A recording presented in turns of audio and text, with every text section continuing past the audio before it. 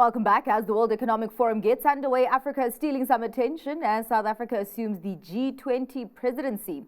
This key role enables SA to shape discussions on trade, climate change and sustainability, and infrastructure development. Part of the SDG goals is crucial for Africa's economic growth, facilitating trade and driving progress.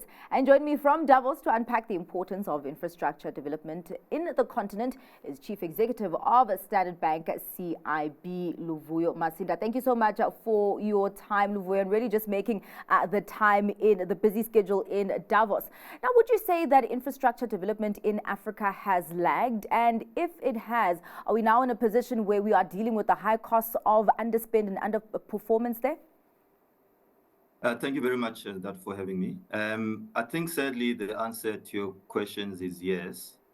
In a different parts of our economies, when you think about infrastructure from a logistics, whether it's logistics, whether it's in the energy sector, whether it's in the telecommunication sector, all sectors which are really critical in the growth and mobilization of the economies across the continent, we've definitely lagged.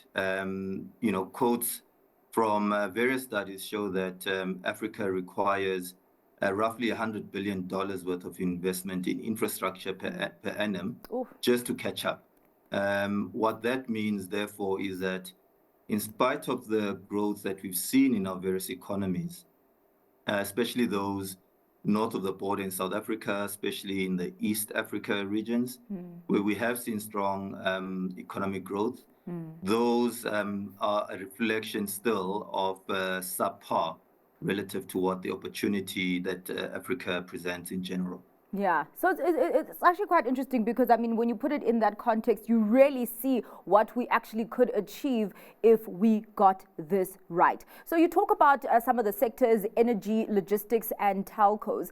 And I mean, obviously now investors, when they do put their capital into, this kind of investment, they want proper returns for their investment. Where are the opportunities there when you look at the different regions in Africa for these big returns that investors are after? No, absolutely. I mean, I suppose the one way to think about opportunity is to understand what are some of the macro themes driving growth, both in the continent but also globally. Yeah. If you think about the energy transition that we're all going through around the globe, it requires critical minerals, as an example, which the Africa regions has abundance of.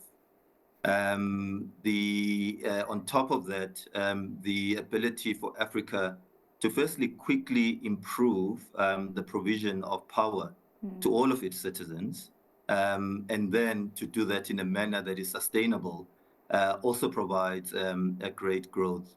When you consider the fast and the young growing population across the continent, the telco infrastructure becomes really important in the ability for people across the continent to connect, and for businesses to be able to connect and drive growth. And so we see those three in particular as the biggest drivers for growth. Whilst all of them provide great opportunity, they require quite a lot of investments in the enabling sectors. So we've spoken about logistic infrastructure. You can mine the minerals, but you still need to get it out into the various parts of the world that requires it. Yeah. And hence it comes back to why infrastructure is so critical. Yeah, and I mean, just you highlighted the funding gap here, that we would need $100 billion for of investment per annum. So we are in desperate need of capital. But is capital actually looking this way? And also, what gymnastics do we then need to pull to actually attract this capital? Yeah, I think there's a couple of things that we need to do. And fortunately, we've got very successful examples, which I'll speak to now.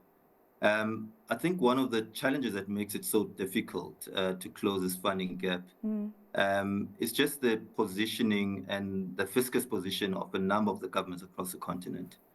We've gone through COVID, a number of them to put in mitigation actions to support, whether it's been the economy or the citizens. And as a result, a lot of our sovereigns find themselves in level of debt that is actually unsustainable. And therefore, by themselves, they are unable to close this gap, funding gap fast enough. Yeah. Which is why a partnership across public and private sector is critical. And I think that's a first mind shift change that we've started to see. But think about a successful example. If you think about the renewable independent power producer program in South Africa, it's an incredible, powerful example across the continent of how you can mobilize capital very quickly to solve a real pressing need. We've seen similar programs in the logistic road space in Kenya, as an example. So there's a number of examples that are starting to emerge. And so I think that's a first thing from a policy that is required. I think the second thing is to, part of the problem we face in some of the projects is that there's no lack of projects across the continent, but a lack of bankable projects. Okay. And some of this gap has been linked to, I suppose, to the lack of funding at construction stage. And so finding the right pools of capital to finance these projects becomes critical. And that's why as Standard Bank, given our presence on the continent and our presence outside of the continent, we believe we can play a critical role in mobilizing the right type of capital structures to fund the projects and thereby making them bankable.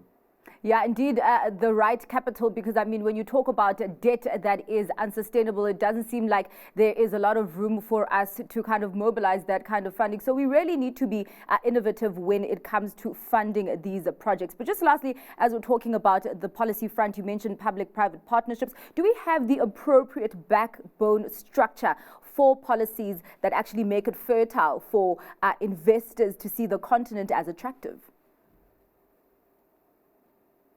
We definitely are moving in the right direction, would be my quick answer. When you consider a number of markets across the continent, I've touched on South Africa. Yeah.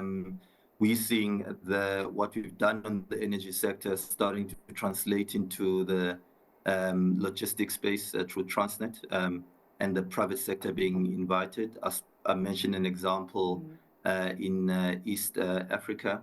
We're definitely seeing around the DRC and Zambia space, especially where there are those critical minerals, quite a strong partnership across both business and government starting to emerge across in funding the Libido corridor. And so the examples littered across the continent, which gives us hope that, there's starting to be a clear understanding of what's required to do to unlock the funding that clearly is there. There's definitely more funding that is available for the continent than we're currently tapping, but it requires consistency in application of clear policies and then the right partners across both business and government. And here's hoping to see the fruits of the messaging that the African continent is putting out at WIF. Thank you so much for your time, Luvuyo. That was the Chief Executive of Standard Bank CIB, Luvuyo Masinda, joining us from Davos.